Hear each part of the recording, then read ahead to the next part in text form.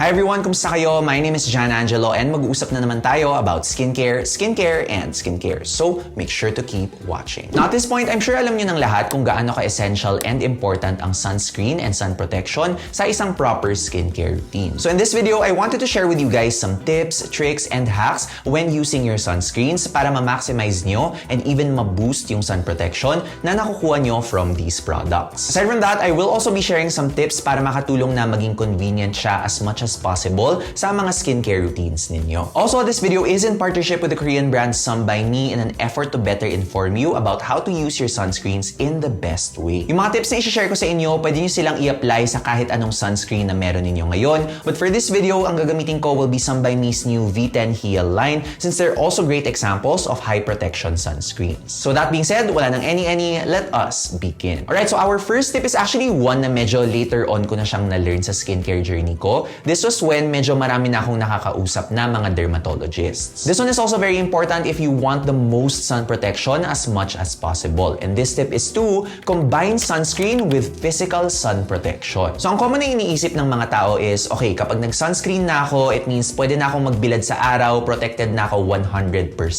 And that, guys, is actually a big misconception. This is the exact reason kung bakit meron kayong maririnig na mga kwento na may gumagamit ng mga sunscreen during their summer beach trip, pero either na sunburn pa rin sila, or kung hindi man sila na sunburn, medyo parang nagtan or nagdarken pa rin yung skin tone nila from exposure sa araw. And actually, ito guys, this is something na even ako, bringing up ko siya sa derma ko. As in, sabi ko, Doc, bakit ganun yung nangyayari? And ang sabi ng derma ko is, kasi when we say sun protection, we don't just mean sunscreen. As in, hindi porket nag-sunscreen ka na, instant shield na yon from sunburn and tanning or darkening of your skin tone. Kasi guys, ang sunscreen, unang layer of protection pa lang yun. When dermatologists say sun protection, they also mean physically protecting yourself from the sun. So ito yung mga literal na physical protection like umbrellas, hats, sunglasses, and just physically staying under the shade or sa lilim ng kung san man when possible. Kasi yung mga ito, mas nabablock talaga nila yung UV rays ng araw. And this is also actually why mananotice ninyo na medyo nagiging outdated na term na yung sunblock, and mas tinatawag na talaga sa mga products na to is sunscreen. Sa USA kasi guys, yung FDA nila or yung Food and Drug Administration nila,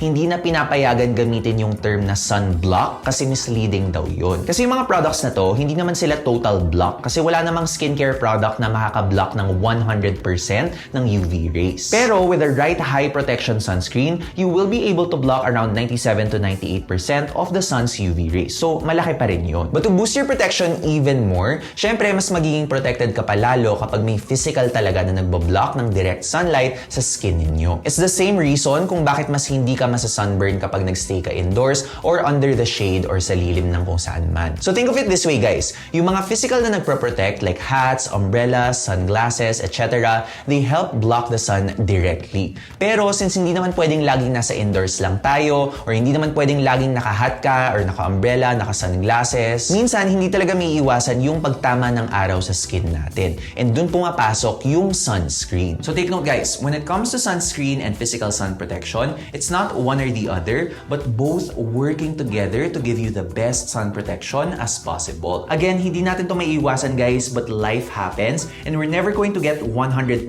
perfect sun protection. But the most important thing is, we try to minimize as much as possible yung sun exposure na nakukuha natin and of course, yung sun damage. So ako, I always make sure to use a high protection sunscreen like these new ones by Some by Me. It's their Hyal V10 Sun Care line. Meron silang cream type and gel type, both with SPF 50+, PA4+, which is considered high protection from both UVB and UVA rays. Ito ipapakita ko on one side is their cream type, the Hyal V10 Antioxidant Sunscreen. And cream ito at first, but it's very easy to blend. It has a very nice and natural tone-up effect na pwede mo pang i-blend kung gusto mo talaga siya maging clear. And yung finish nito is surprisingly very lightweight and natural and hindi rin siya shiny. Meanwhile, on the other side, ipapakita ko naman sa inyo yung gel type, which is the Hyal V10 Hydra Capsule Sunscreen. And this one has a light, watery, and comfortable feel. And the finish gives your skin a really nice and natural glow. So up to you which one you want to use, but after getting enough high sun protection, it's also very helpful to bring umbrellas na dark yung colors para hindi talaga lumulusot yung UV rays. So just to show you guys, yung umbrella na gamit ko is this one. Actually, meron pa siyang nakalagay na UPF50+,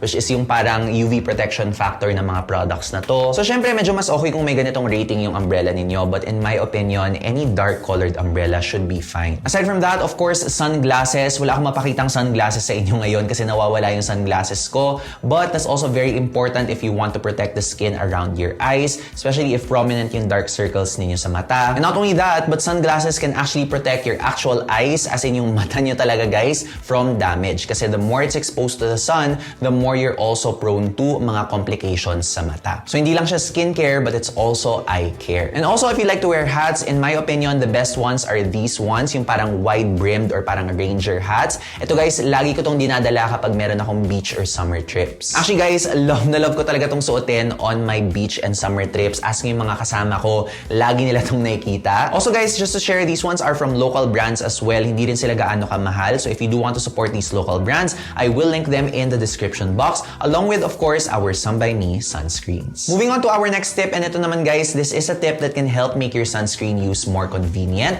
And actually, in general, this is also something to help make your skincare routine more simple and easy to do. And actually, itong tip na to, kung matagal ka nang nanonood sa channel ko, this might already be common knowledge to you, and if it is, good job. Be proud of yourself. And this tip is, instead of using moisturizer and sunscreen separately, use a 2-in-1 moisturizing sunscreen instead. And sabi ko nga, alam na ng mga long-time viewers ko yung tip na to, and I'm sure they will agree when I say napaka-simpleng step nito, pero napakadami niya talagang mga benefits. Now first, alam naman natin how hot and humid it can be sa Pilipinas, lalong-lalo na sa panahon ngayon. So these days, it's much better to be minimal sa skincare routine as much as possible para hindi masyadong maraming nakapatong na products sa face mo, di ba? Kasi of course, medyo magiging heavy na talaga yung feeling nun eventually, especially with products like moisturizer and sunscreen na usually cream or lotion based siya. Second, it really just makes your skincare routine easier to do kasi nga, one less thing siya na kailangan mong alalahanin. And of course, lalong-lalo na sa mga newbies dyan sa skincare,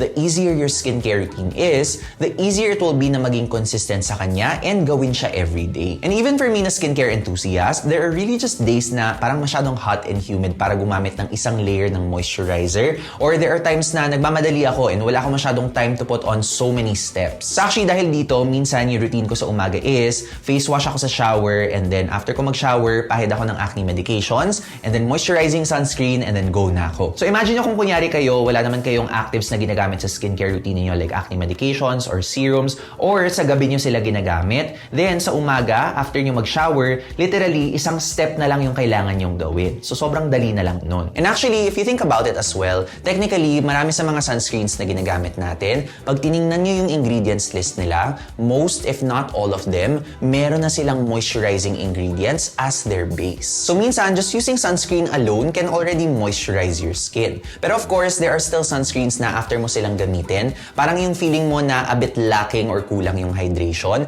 So dito pumapasok yung mga moisturizing sunscreens. And yung mga moisturizing sunscreens, sila yung parang medyo dinagdagan ng hydrating or moisturizing ingredients para mas satisfying siya after mong ilagay. And speaking of that, actually meron na akong ginawa before na video on my top 2-in-1 moisturizing sunscreens. If you do want to watch that, you can tap here. But for this video, the moisturizing sunscreen that I'll be sharing with you guys is actually very interesting, and wala pa ako masyado nakikitang ganito because itong kay Sun by Me, itong V10 Hyal Hydra Capsule sunscreen nila, this is a hydrating and moisturizing sunscreen na gel type, and wala pa ako na-mention previously na gel type na hydrating and moisturizing sunscreen. Now, what's interesting about this is gel type siya na sunscreen pero very balanced yung mga hydrating and moisturizing ingredients niya. This has hyaluronic acid and panthenol to hydrate the skin, caprylyl methicone to seal in that hydration, and ceramide NP and fatty acids to help soften and smoothen the skin. Plus, it even has niacinamide to strengthen and protect our skin barrier. And what I love about this is very light and comfortable yung feel niya sa skin. It has a very nice and natural glow. So perfect na perfect talaga siya to use as a 2-in-1 moisturizing sunscreen, especially if you prefer gel type sunscreens. Alright, now moving on to our next tip. Ito naman is a way to boost your sunscreen's protection on your skin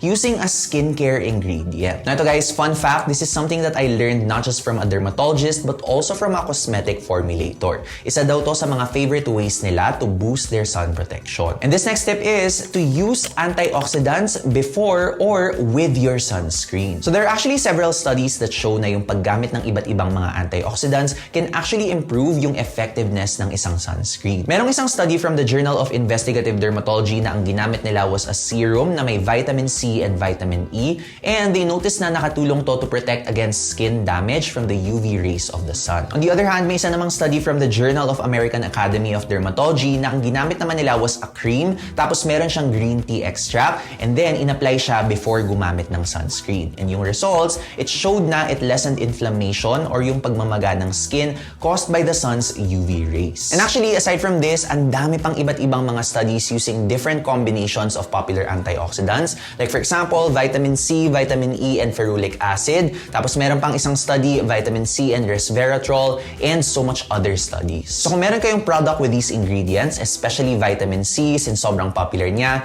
it's really best to use them sa umaga where they can provide you with even more benefits. Aside from brightening siya, na-boost pa niya yung sun protection ninyo, di ba? And this is especially if you're using a vitamin C serum na may pure L-ascorbic acid talaga. Check niyo yung ingredients list niyo. Kapag nakita niyo yung L-ascorbic acid, that one has the most research when it comes to being an excellent antioxidant. Lagi ang minamention ng mga derms pag nakakausap ko sila, especially for signs of aging, L-ascorbic acid is one of the best ingredients. But as we know, yung L-ascorbic acid ng mga vitamin C serums, it's not always recommended for those na merong active acne because it can irritate your skin even more. Aside from that, for those na medyo sensitive yung skin nila, using it long-term can also cause irritation. So kung ganun kayo, you have two other alternatives to choose from. Number one, you can use a weaker vitamin C product. So may vitamin C siya, pero hindi L-ascorbic acid. And yung mga ganito, usually sila yung makikita mong nasa mga supermarkets, nasa mga drugstores na vitamin C serums dito sa Pilipinas. But there is another option, especially for those who want to keep their skincare routines short, simple, and gusto nyo konti lang yung steps. And that is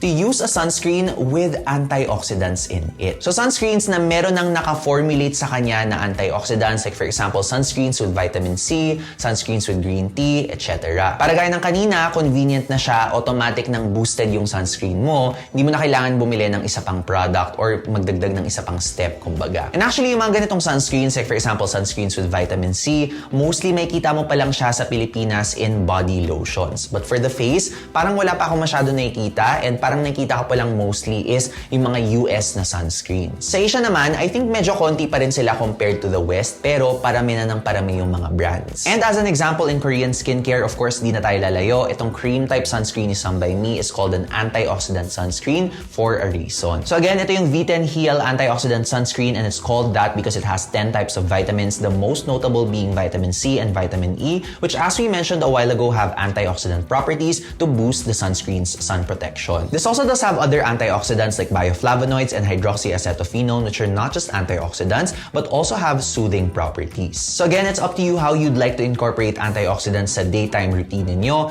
depending on if you want to add products or if you want to just go for products that are already boosted on their own. Alright, now moving on to our next tip. Ito naman is a tip for a part of our face na lagi nating nakakalimutan lagyan ng sunscreen, and that is the lips. And actually guys, guilty na guilty din ako dito dati. I always forget kasi lagi ko nawawala yung lip balm with SPF ko. But I did discover itong tip na to na i-share ko sa inyo, and actually nung na-discover ko siya, sabi ko parang oo nga no. And then from that day on, hindi ko na talaga siya nakakalimutan ever. And this tip is to pass your face sunscreen through the lips. Okay, so I know it might sound confusing at first na parang kukuha ko ng sunscreen tapos igaganyan ko siya sa lips ko. Hindi naman siya ganun guys, and I'll show you what I mean. So kunyari nag-a-apply ka ng sunscreen, diba? So habang sinespread mo siya sa face mo, make sure na madadaanan ng kamay ninyo yung lip area ninyo. Now, hindi nyo naman siya kailangang i-spread hanggang dun sa inner part ng lips ninyo kung saan pwede na siyang mabasa. Kahit yung outer area lang kasi yun yung pinaka-exposed sa araw. So you guys might ask, hindi ba siya mabilis matanggal or mabilis mawawala? And the answer is, actually depende siya. Na kung wala ka namang masyadong ginagawa, kunyari sa office ka lang or indoors lang tapos chill lang naman yung araw mo, chinek ko yung lips ko under a UV cam, hindi naman siya sobrang nahulas by the end of that day. But of course, if you are going outdoors, lalo na kung magpapawis ka and you want the product to stay for a longer time, what you can do is, after mong daanan yung sunscreen sa lips mo, that's when you can apply your favorite lip SPF. And since yung mga lip SPF, meron siyang parang mga balmy, waxy ingredients, it will help the product stay in place sa lips mo. And maganda rin siya because kapag kailangan mong mag-reapply throughout the day, at least meron kang nakahanda, diba? And speaking of that, usually yung ginagawa ko is, sa umaga, idadaan ko lang yung sunscreen sa lips ko, wala na akong ilalagay na anything else. And then, throughout the day, kapag kailangan ko nang mag-reapply, that's when I use a lip SPF product. And speaking of reapplication, this is also what our next tip is about. Actually, medyo marami sa inyo ang may mga concerns about reapplication, especially when it comes to yung hygiene niya and also applying it over makeup. So this is where my final tip comes in, and this is to reapply your sunscreen using a makeup sponge or a compact. So this is something na matagal ko na siyang ginagawa and I actually have shown this in my previous videos pero matagal na siya. And this one solves both problems of sunscreen reapplication na minention natin kanina, which is yung hygiene and yung applying it over makeup. Kasi una, hindi mo na kailangan hawakan yung face mo because you are holding something to apply it. And number two, if makeup wearer ka, this prevents your makeup from smudging as well. Now, okay, sasagutin ko muna yung pambansang question when it comes to sunscreen reapplication, which is, kailangan bang maghilamos or magwash ng face before reapplying? And the answer is, hindi kailangan. But it really is up to you. Kung gusto mong magwash, go. Kung gusto mong gumamit ng cleanser, go as long as gentle cleanser siya. There's no solid rule here, guys, and you should do what you feel is best for your skin depending sa skin type mo and skin situation. As long as hindi na-irritate yung skin ninyo in the long run. Pero ako, meron akong specific way on how I disinfect and reapply these products, and here's how I personally do it. So whether may makeup ako or wala, what I first do is spritz a Hypochlorus spray on my face, and this spray is a disinfectant that kills germs and bacteria while still being gentle on your skin. And then I'll pat my face dry, and kapag okay na siya, that's when I'll get my compact or my makeup sponge, and then ilalagay ko yung sunscreen product directly doon. So just to show you guys, I'll blend yung V10 Hyal Hydra Capsule on one end, which is the gel type, and then on the other end, yung V10 Hyal Antioxidant Sunscreen, which is the cream type naman. And since both are lightweight, you will be able to blend these on your skin to achieve a specific finish that you want. As you can see here, na-blend ko naman sila ng mabuti sa skin ko and hindi naman ako nahirapan while doing it. And also for those na curious sa mga tools na ginamit ko like the Hypochlorus spray and the makeup sponges or the compact,